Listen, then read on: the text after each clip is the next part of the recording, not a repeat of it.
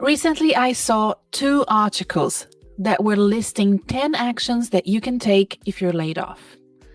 The articles had a point. When we're laid off, we want guidance. We want to know what to do and how to proceed to get to our next destination, our next job.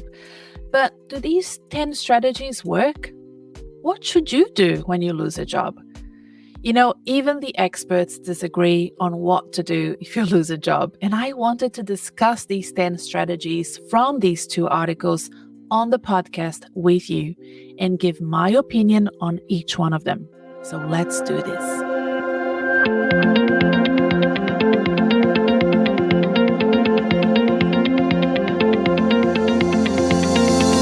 Hi, I'm Renata Bernarde, and this is the Job Hunting Podcast, where I interview experts and professionals and discuss issues that are important for job hunters and those who are working to advance their careers. So make sure that you subscribe and follow, and let's dive right in.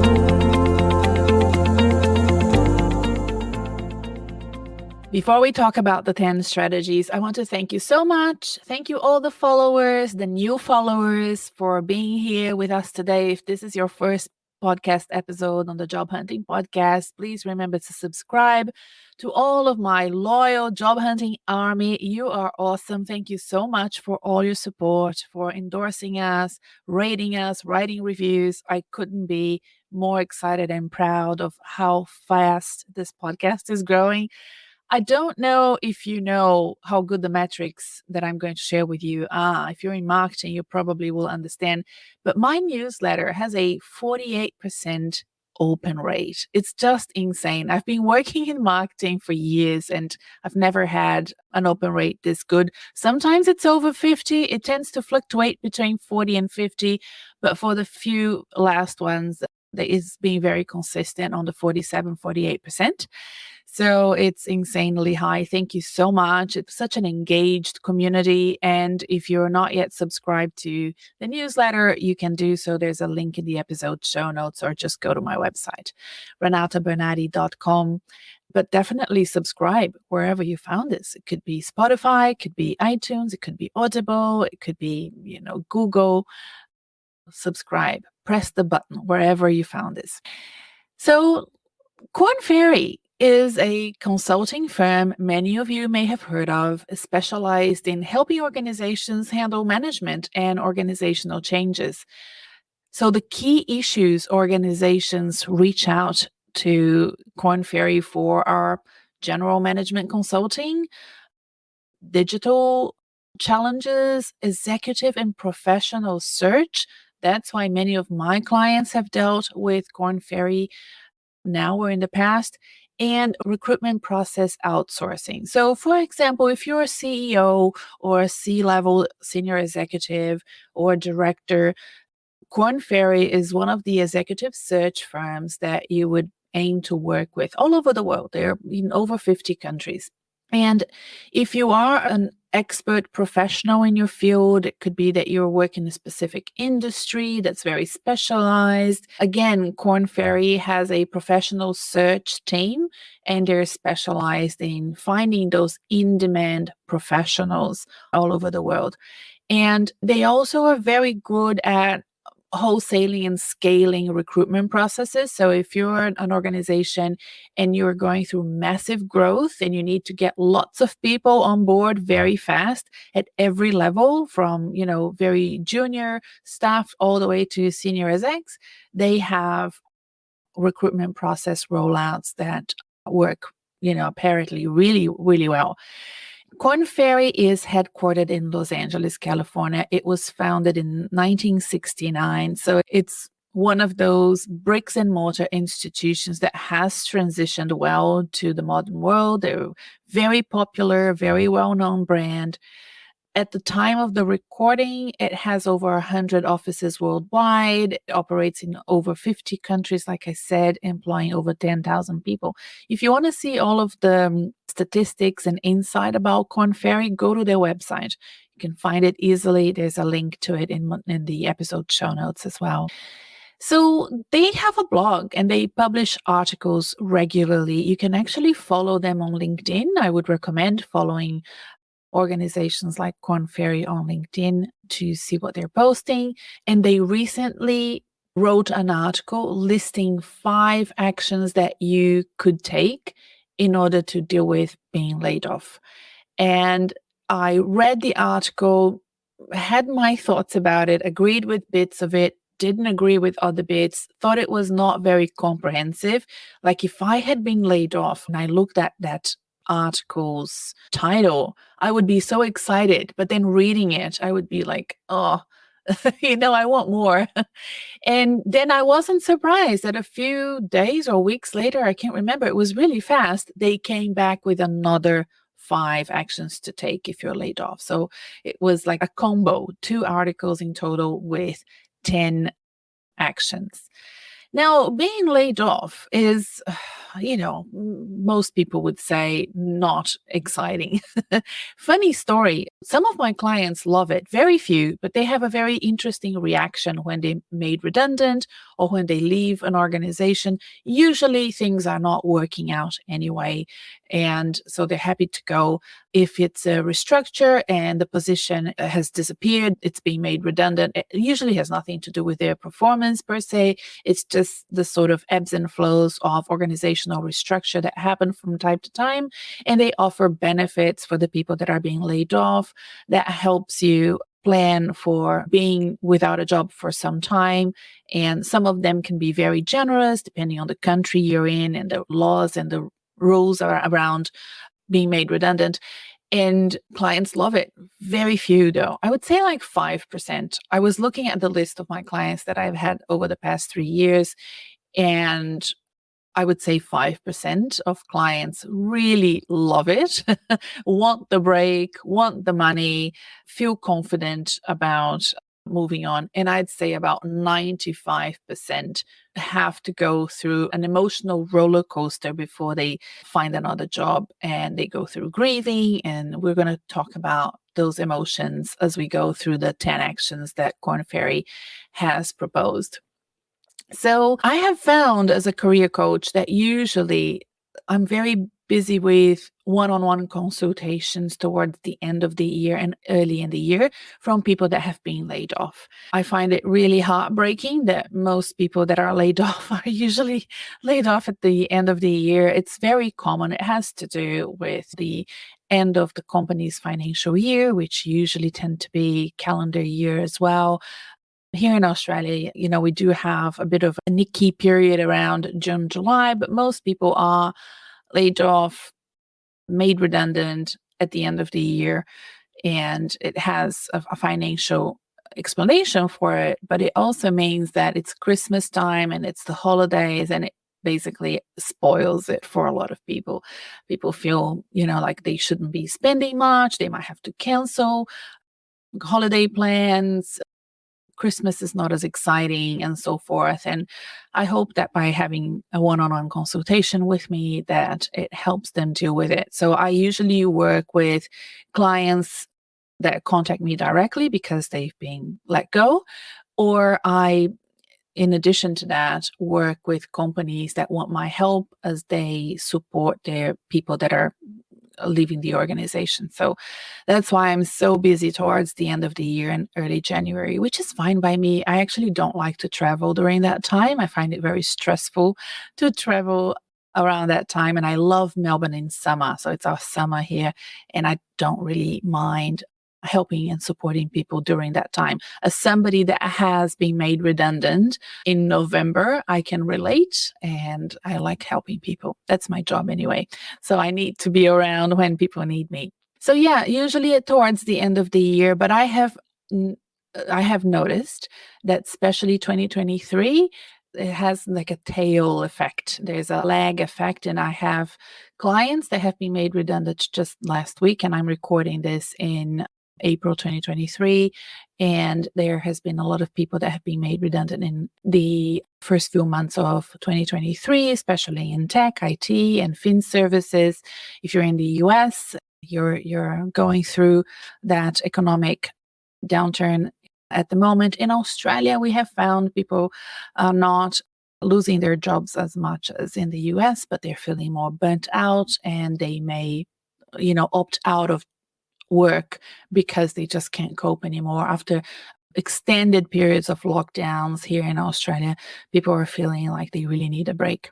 So, when I look back at my career and even earlier than that, my parents' career, my family's career, there has always been ebbs and flows in certain sectors and industry. I remember IT being very bad in early 2000s, for example.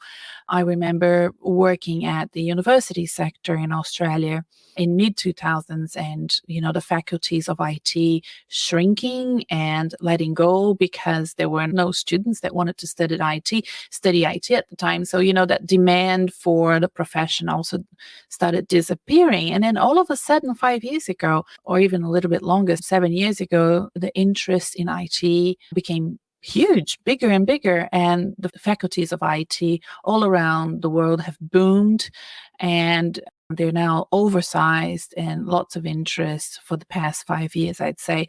So those ebbs and flows, they kind of self-correct the market a little bit.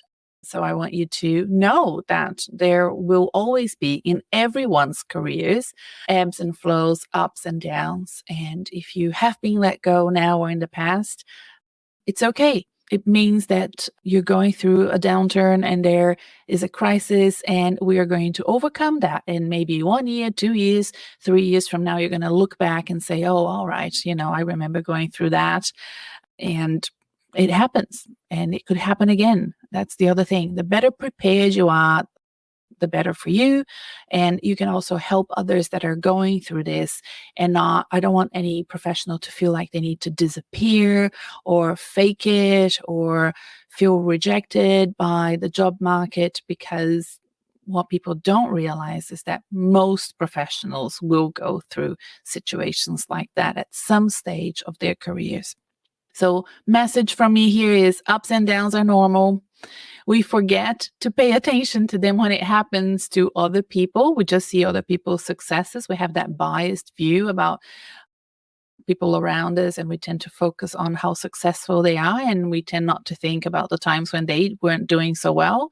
Then when it happens to us, we feel horrible, we feel alone. And like I said, some people have an interesting reaction to it where they can see in the horizon the opportunities of being laid off. And I find that most people tend to have a negative reaction to it, but they overcome it and they learn to love it. And they look back at the times when they didn't have a job and they say, oh, I should have enjoyed it a little bit more. Have you felt that? I hear from my clients all the time. Now I know what you mean. I should have enjoyed it more. Okay, so the first action that Korn Ferry is suggesting, by the way, I feel like I'm doing a reaction video. It's not a video, it's a podcast, but you know what I mean. When you go to YouTube and people are reacting to other people, I find it quite funny. So maybe that's what I'm doing. All right, number 1 from Korn Ferry, take a break, really. So that's how they headlined it. Take a break, really. I agree 100% with taking a break. In the paragraph below that heading, though, they didn't really focus on taking a break, and that's when I had an issue with it. So they're saying here, unless you're under substantial financial constraints that will force you back into the job market immediately, experts suggest taking a pause. A little break can allow you to take stock of what you've done, figure out where you want to go, and crucially, craft the story with which you'd like to move forward. Don't rush without understanding what your narrative will be and what your corresponding resume will look like. So the thing about taking a break, however, that I think wasn't really captured in their advice is this: you need to take a proper, real break, like in a wintering kind of concept, like in a hibernating kind of concept. Rites of passage like this are important, and you will grieve and you will feel many emotions. And ideally, you don't want to be thinking about your next move and crafting a story, because that story and that narrative will be tainted with your emotions for some time. I recommend at least a week. I prefer that my clients take at least 3 weeks off if they can afford it.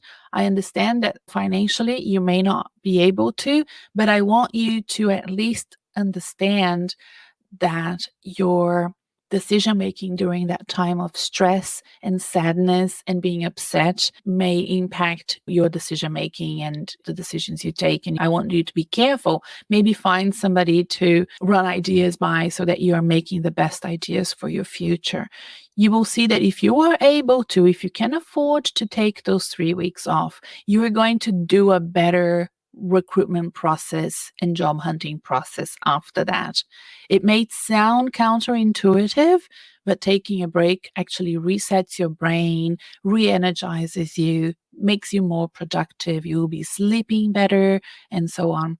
I'm working with a client at the moment, and he has taken a long break. So in April, he lost his job in December, and he's only now looking for work. And when I spoke to him and I asked, how are you going? And he said, I'm sleeping better. I'm dreaming again. It took me a long time, but I finally know what I want to do next. And it was because I wasn't rushing into it. And I so admire people that can do that. And you may think that you can't afford it, but I want you to make sure that you can't. Sometimes I talk to clients and they say, oh, I can't afford. And I'm like, okay, tell me about your finances. And then I find out that they can afford it. They're just worried about not having a job and what it means to the world. And, we've been educated to always be at work. So I want you to be tough on yourself and understand that taking time out is actually really important for you. So my take is this: take an actual break, like the headline says in this article. Then, the second step here that I think is not included in this paragraph is sort of splitting things up, right? Take an actual break. If possible, 3 weeks, at least a week for you to relax and go through the emotions and not have them tainting your decision making. Then work on a plan for your future. Only then work on a narrative, because the best narratives are re-engineered from your future goals. That's how you decide on the next best steps for you. They are not a consequence of your past. They are an activity that you do based on where you want to go next on your future. So future thinking about your career, long-term planning comes after the break, and only then you would work on your narrative. So I want you to be proactive about your future jobs and not reactive about your future jobs. All right, number 2, I will link the 2 articles from Korn Ferry, of course, in the episode show notes, so you can read them there as well. So number 2 from Korn Ferry, prep a backstory. They say here in the article, you need a good, crisp explanation of what transpires. And here's an example of a narrative you can share with prospective employers. So this is from the article. You were part of a broad economic business cycle in which companies overhired and then scaled back. You can use this narrative to pivot to explaining what you were able to accomplish in your role. I like that idea of focusing on having a backstory prepared and not brainstorming it on the spot at the job interview. So my take is, yes, I agree with this advice. I want you to be careful, however, not to sound like a character from Succession. You know, the TV show where they talk about work all the time using what I call cultural codes. It's basically jargons and words like circling back and stuff like that. When I read this, I felt like lots of the business is scaling back and pivoting, and I don't know, I don't like those words. I have to be honest with you. I spend a lot of time working with clients on preparing a backstory and working on narratives. I was just with a client right now who's been working with me for a while, and his pitch is really good. Like I told him, what you need to do next with your pitch is just go out and test it. But he keeps coming back and saying, look, I thought about this other thing and maybe removing that. And I agree with clients like that. I love clients that preload the work, and so that when go out to market, they're not plasticky and artificial and reading from a script. That's not the point. But they have worked on their pitch and their backstory so much that they can just say it. It flows out of their mouth without them having to think about it because they've prepped it. They said it out loud. If they're working with a coach, they said it out loud to the coach. They got feedback from the coach and they're ready to go to market with it. So be careful with the words you use. Be careful not to sound too generic. Be genuine and as much as possible, be vulnerable. I recently discussed in a previous podcast, I will link it below, it's number 172. I discussed an article from the Harvard Business Review the article was on how to address a weakness at a job interview. And it just made me think of this, when you're preparing a backstory, when you've been laid off and you might see that as a weakness. The advice in that Harvard Business Review article was very bad. It was so disingenuous and so terrible that if you go on Instagram and you look at the comments, a lot of people have identified that the advice given in the article was bad. And a lot of professionals in HR commented on Instagram. I actually forgot to see it on LinkedIn. It's probably there as well. But on Instagram, a lot of HR professionals said, look, I am an expert interviewer. I do not agree with these points. And ideally, what you want to do is be as genuine and vulnerable and practical and don't worry too much. People are way more interested in what you can do for them in the future than what happened to you in your past. They want you to move on, and you need to understand that sometimes those sort of concerns live more in your head than and not in other people's heads, right? So something to think about. But definitely, I like what they said, in terms of having a crisp explanation of what transpired. I like that word, crisp. Crisp is good.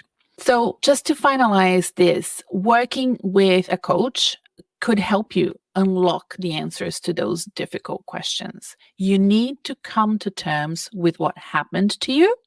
You need to know what happened to you. You need mentors and former colleagues who can be honest with you on what you excel at work and what you could use some help with, what you could delegate or escalate or try not to apply for jobs that include those responsibilities. So all of those things are important to brainstorm and reflect before you go to market again. Because you can learn from these situations. A lot of people say this, oh, you learn from failure. But this is how you learn it. You learn by analyzing it and knowing what you can do differently next time and focus on the success patterns of your career and remove the areas of your career where you don't thrive and you're not interested in. The third action from the Korn Ferry article is this: network like it's your job. And here's what they say in the article. Because networking is your job, people always tell me that they are busier now than when they were working full-time, says the writer. That's how you know you're doing it right. Contact all former bosses, colleagues, and employees with whom you have worked well. Let them know what types of roles you're interested in and ask them who else they'd suggest you to speak to. They say you should not be embarrassed to call them and say, I've left the organization. Have you heard of anything opening? Would you recommend me? And so on. Now, this is my take. This is when things get complicated in my view, because I work with clients all over the world, including the United States and other countries. And this advice I find is fine for the United States, but not for Australia, for example, or the UK, and many of my clients that work in Southeast Asia. I think that there is a more subtle way of networking that I recommend for clients that are not in the US. If you're in a hurry to find a job, I understand, but being too transactional when you're networking will not help you move things faster, right? So that's how I feel. And I feel that there are some things that culturally are okay to do in some countries and not in others. So yes, for networking, it should be done, in fact, all the time, not just when you need a job.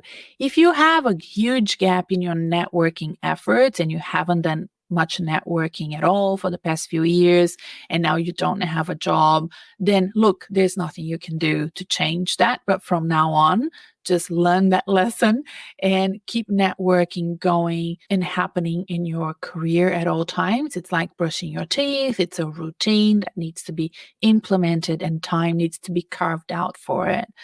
Now, what it means, if you haven't done any networking for a long time, it means you may need to be more patient. It means that you may need to be more active on platforms like LinkedIn, understanding how to optimize it and automate it.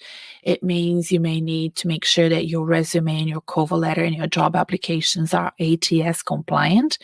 That means that they can be read well by softwares when you apply for jobs.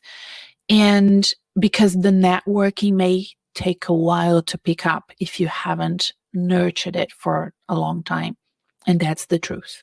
Okay. You can speed it up. And I have techniques that I work with my clients to speed it up, but they are not sped up by being transactioning and asking for help and asking for recommendations and so forth, because it's too much all at once for people that haven't heard from you in a while. So just be careful with that. If you have been networking for a long time, you will find that this is the litmus test, everybody. You will find that as soon as people know that you're available, you will be bombarded with opportunities. Now, have you been in that situation? Because if you have, that means that people know you, your reputation precedes you, you are top of mind, right? So I have a client and she lost her job recently and she has already been contacted by recruiters that know that she's available and know of her as a great candidate to have on a short list. She's been having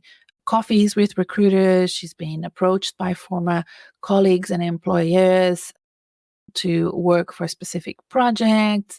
And, that's happening to a couple of my clients. That means that they have a network that is active, that is warm. A warm network is different from a cold network. So just something for you to consider and understand about how networking works. So my final thoughts about this is, yes, networking should be done at all time. If you have a huge gap, that's okay, but be patient. Listen more and ask less. You're there to gather intelligence, ask how they're doing, ask about their jobs, ask about their industries. And instead of asking for help, ask for advice. What advice would you give me if you were in my place? People love mentoring, but if you ask for help, it might be too much too soon. All right, moving on to number 4. So this is what Korn Ferry has written in the article as number 4 actions that you can do if you are laid off. Find organizations that thrill you. Go to the company's website and look for openings. Jump on LinkedIn to see if any old colleagues or alumni of your school work there and reach out accordingly. They suggesting that this type of networking is called semi-warm because it's with colleagues or alums who are likely to respond. Trying something like, hey, we studied together. I'm really interested in this role. Would you be available for a quick 10-minute call to tell me about your experience at the company? So again, I partially agree with all of it. And I partially disagree. All right, so let's go. What I agree is, yes, find organizations that thrill you is super important. Well done, Korn Ferry, for recommending that, because I find that most people are very reactive when they are looking for work and then just go looking for whatever they can find instead of having a strategic list of organizations that they would like to work for. So yes, for the job market research, 100% agree. Again, culturally, sometimes asking too much too soon of your old colleagues and alumni of the schools you've studied at, depending on the country you're in, it may not be culturally the right thing to do. So just consider that if you are not in the US. In the US, alumni is super important, and we've discussed that in a previous episode of this podcast. I will link it below, and how important it is to include alumni as part of your networking and how much easier it is to network with alumni if you're starting from scratch. So things you can ask if you have friends and colleagues that work in organizations that you are in your target list is the culture, the purpose, diversity and inclusion, innovation, whatever it is important to you. You can find those organizations as well based on rankings, based on awards. Korn Ferry, for example, if you go to their website, you will see that they are a great place to work if you're a woman. If you like diversity and inclusion, they mention that a lot. So you can go to websites or you can look for rankings and awards and websites like Glassdoor. You can also look at expenses. So personally, I've always been interested in my career before I became a coach in organizations that invested in R&D, in research and innovation, because I was interested in that area. That was important for me. So I would look at their expenses, and if they had an innovation team, if they have an AI team, then that would be a great place for me to work personally. So you can look for that in news as well. You can set up Google alerts. So finding organizations that thrill you and being proactive about where you want to work is super important. So over the weekend, I worked with a client, and that's exactly what we did. We found all the organizations that we could think of top of mind, and then we used Google and ChatGPT to find equivalent organizations, and we built a very thorough list that he's now following on LinkedIn. Be careful with your approach when connecting about roles with people that that work in those organizations. But yes, do your research, try to find someone that works in the organizations.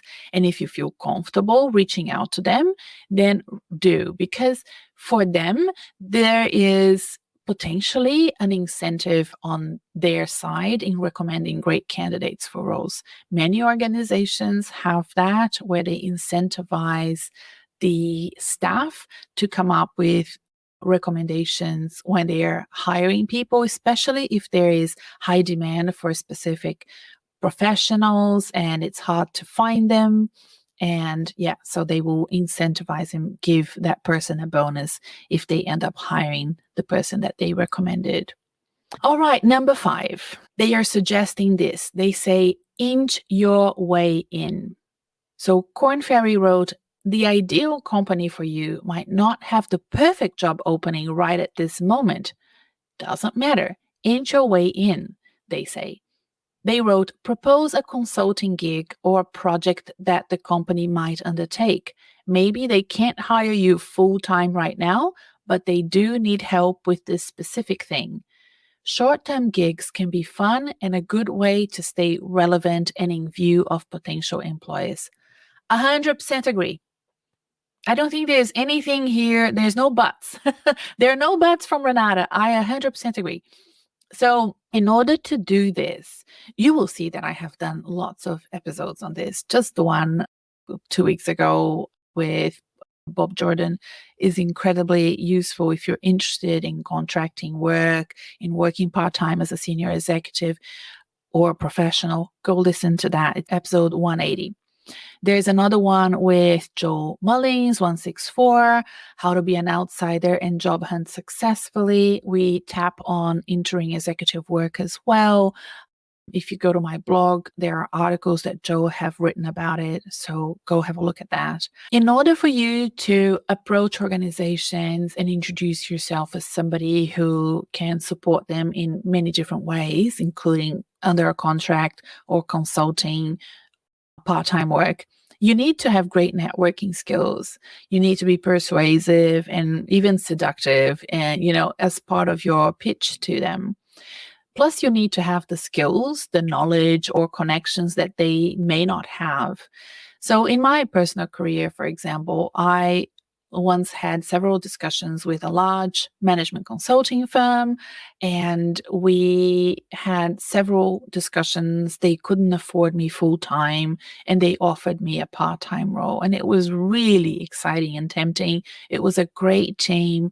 I have very high regards for the partner that would be my boss, and I almost accepted it, except that just before I did, Monash offered me the role that I had. It was my last role before I started this podcast. I was made redundant from that role, but I really wanted that role. It was an exciting opportunity for me. And my goal was to get that opportunity. So when I got the job offer from Monash, I said no to this part-time gig with this organization. But, I would have said yes. If Monash had said no to me, I would have said yes to this. It happened because I knew the partner, they knew me, they knew I was available. They called me in for a conversation. They asked for a proposal. I wrote a proposal. I presented it to the team. So it took a while because it was not something that was there waiting for me. We had to carve it out, both of us. That he did, have to find the money and the means and the willing people inside the organization to back up his idea. And I had to present and persuade them that I was the right person to step in and support them. So I have clients doing that at the moment, and they are working 1 day a week for one organization, 2 days a week for another organization, doing, lecturing at the university and so forth. And amalgamating all of these opportunities gives them a great salary in total, probably higher than they would have with a full-time job. And you may think, oh, that sounds like it's risky. It's not, because if they lose one of these opportunities, they still have the others. And it's quite interesting these days. So something to consider. Listen to the other episodes and understand how the gig economy is working for corporate professionals and senior executives, because it's growing and you might step into an interesting trend. All right. Then what happened was that was the end of the first article. Okay, great. A few days later, like I said, I saw another one from Korn Ferry with 5 more actions you can take if you're laid off. And I was like, oh, this is super interesting. The authors were different. So the CEO of Korn Ferry was one of the authors, and a career coach that works at Korn Ferry was the other author.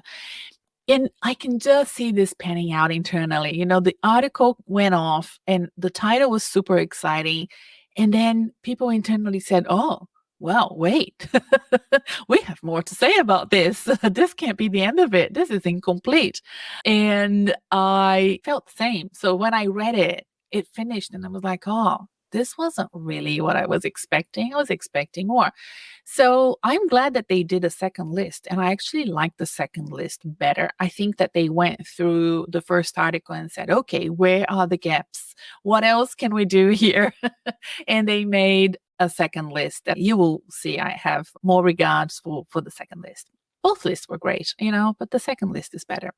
All right. So the first one in the second list, I'll call it number 7 because there are 10 in total. Oh, wait, no. I'll call it number 6 because there are 10 in total. Okay, number 6. Absorb and process the news. So this is interesting because it's dealing with exactly what I said about my criticism to number 1, which was in the first article, right? It says, everyone responds differently to the news that they have been laid off. If you've been at the company for a long time and have felt a sense of loyalty, the sense of rejection and hurt can run deep. If you've known this reduction in force has been coming for a while, you may shrug it off as a business reality. And that's true. Some people have been informed months and months beforehand that they will be laid off. Others find out the day before or the day of. It's really different.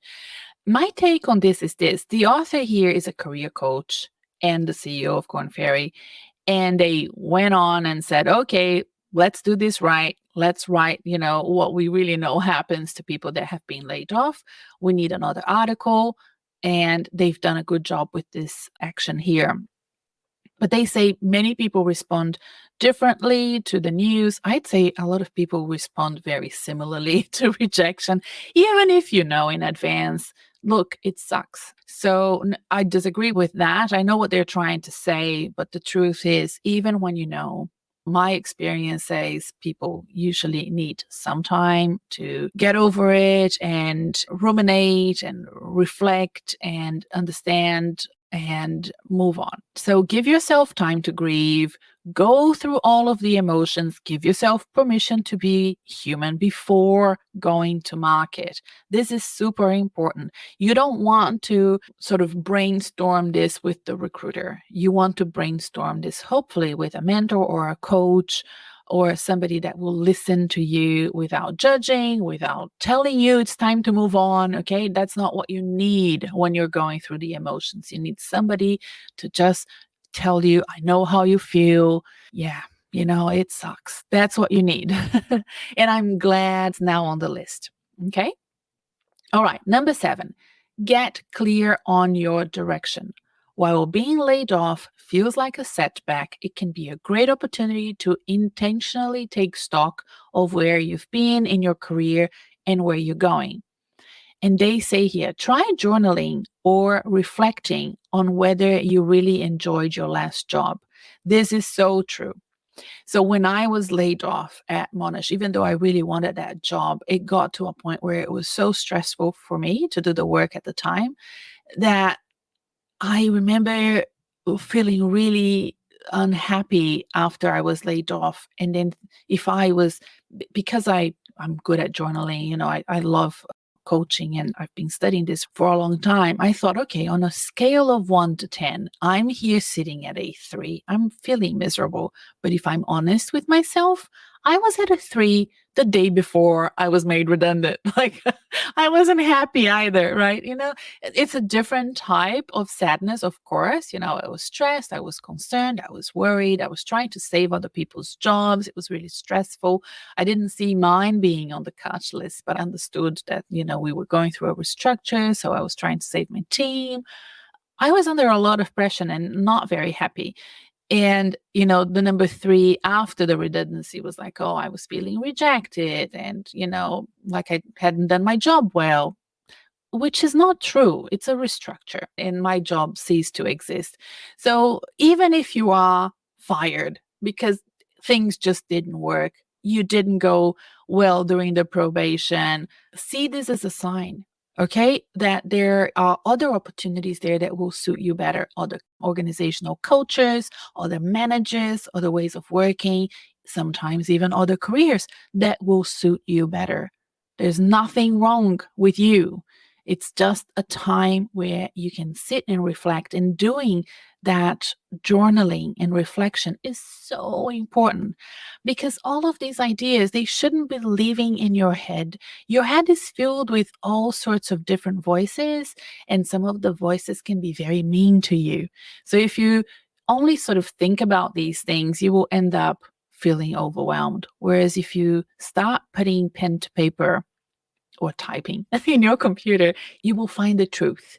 You will find the core of the issues and the core of what you want out of your career. Believe me, and if you don't, just try it. Give it a go. You have nothing to lose. It costs you nothing. Number 8 is very similar to number 7 in my view. It almost could have been the same because number 8 in the Korn Ferry second article is build your dossier. It says, once your targets are identified, it's absolutely imperative that you customize multiple resumes, your LinkedIn profile, and your cover letters for a specific job you are after, for the specific job that you're after. Career experts say targeting includes picking the right format, keywords, content, and so on. They also recommend including a short summary section that calls attention to a couple of the most important points. And they say, yes, this is a lot of work, and job hunting often feels like a full-time job. And I'm smiling. And the reason why I'm smiling is my group coaching program is going through that at the time. So yeah, I absolutely think this is an important step. I, in fact, have a formula to doing the dossier and to get that clear direction from journaling. It's called Job Hunting Made Simple. And all my private clients go through this roadmap that I've devised, and all of my group coaching participants go through it as well. And as I record this podcast, I'm in week 5 of 7 weeks of the group coaching program. And things are starting to get real. Like, we're doing all of that, all of that consolidation of multiple resumes and creating master documents. I call them your collateral. So you already devised your strategy by doing that clarification and having that sense of direction. And I'm all about career planning and design and thinking both long-term and short-term about your next move, right? So that's your strategies. If you work in the corporate world, you don't build an operational plan without having a strategy first. And that's the same for your career, right? So your operational plan for your career are your documents, your collateral, your pitch, your LinkedIn profile, your resume, and so forth. So all of that in the Job Hunting Made Simple program, which is my program, we call it a personal portfolio. And once you build it during the group coaching or as a private client, you then have it for life and you can go back to it over and over again. It's not a crystallized document. It's a portfolio that you go back to and you revise it and you review it and you update it, you change it. You think about something that you hadn't thought about before. You go to your portfolio, you add that note into your portfolio. So it's very structured. It's very impactful. It's forward looking. It's forward planning. It's planning for your career in the long term and short term. We also do assessments and all of that kind of validates your thinking. So I ask my clients to write and journal and answer specific questions that are part of their personal portfolio. It's all very structured. And then after they've done that, we do the strengths assessments, and then that kind of validates what they've written down. Sometimes they're surprised by what they find in the strengths assessment reports, but most of the time it really validates and provides them with a narrative and a more sort of scientific explanation of what they believe their talents are and their career drivers and their personal values. So it's really exciting to do that with clients. I love it. As you can tell, I get really excited. Okay, so number 9, we're almost done. Number 9 in the second article on what to do if you get laid off is hire a coach. Now, this is interesting. It's important to know what you do and don't know when it comes to job search. That's in the article from Korn Ferry. And they go on about the importance of, working with a coach and no matter what your circumstances, this is a great time to hire a coach. It helps you understand the best practices and so on. And look, yes, they definitely saw that these articles were a great way and a missed opportunity with the first one to plug their services. They have career coaching at Korn Ferry, and they were probably, using this opportunity to sell that to the readers. And I agree. I am also a career coach. And of course, I will tell you, this is a great time to get a career coach to support you. That's my job. That's what I do. I absolutely 100% believe it, and I can see the results with my clients.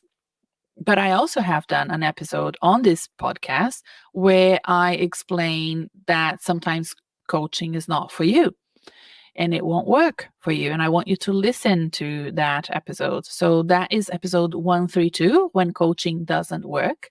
I also have an episode called Career Coach, What They Do and Why You May Need One. That's 159. So if you're interested to know about coaching and how it can help and maybe why you need it or why you don't need it, 132, 159 would be great episodes to listen to.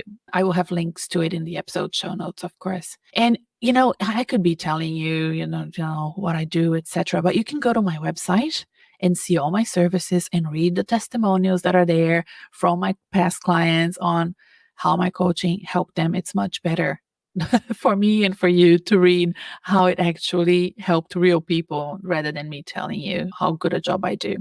So I would recommend you to go to my website and learn more about my services, because I have services at every level, every investment appetite or budget level, and you can plug and play. You don't have to do a 3-month or 6-month coaching program with me if you find that that's too much of an investment for you.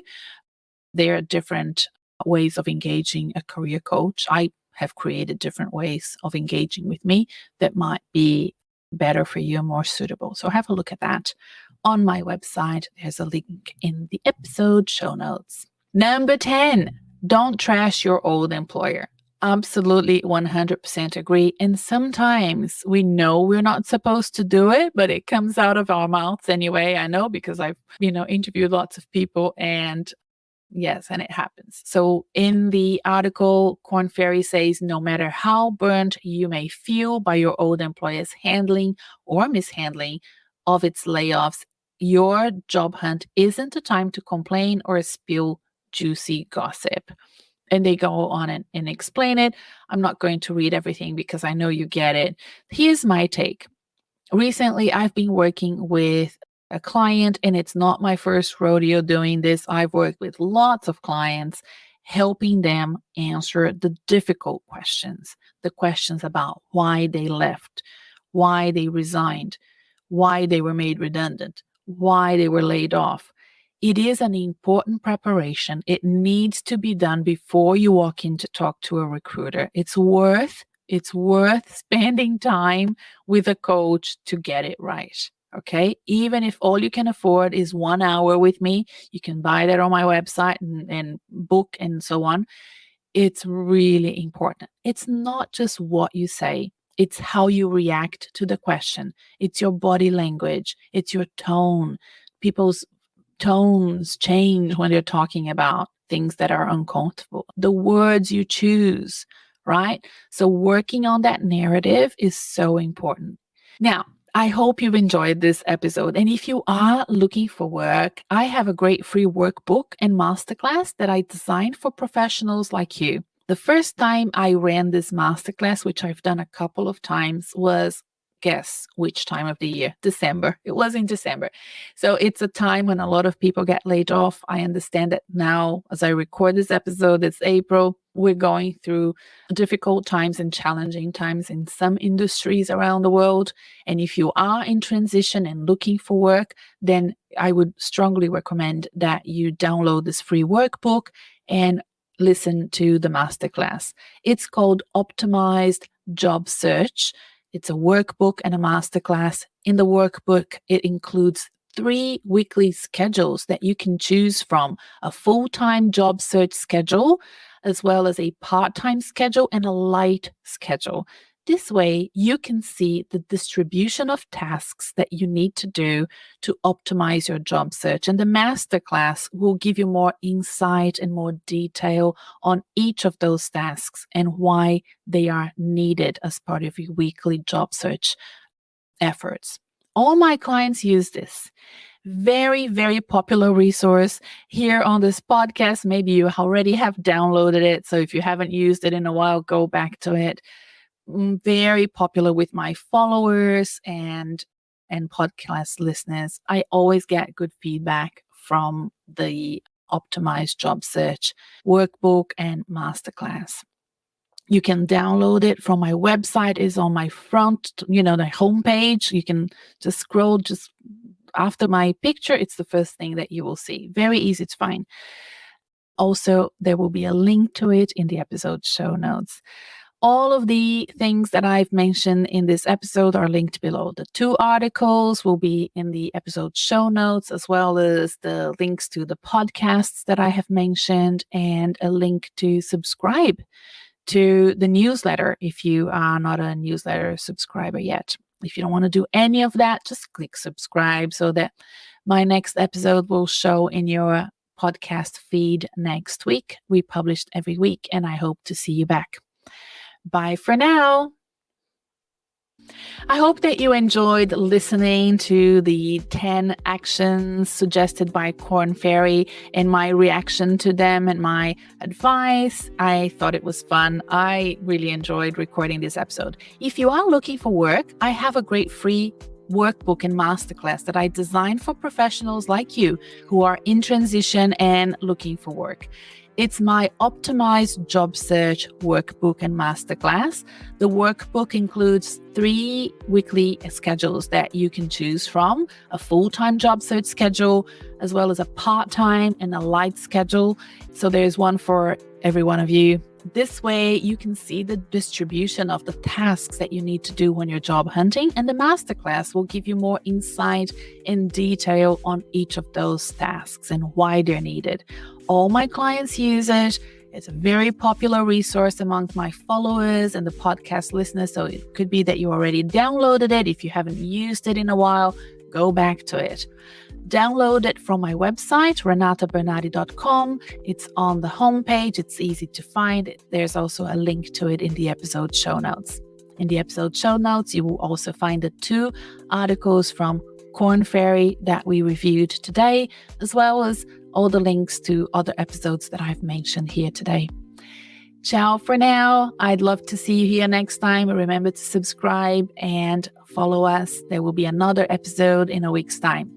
And then also a big backlog of episodes for you to go into if you're new. Bye for now. See you soon.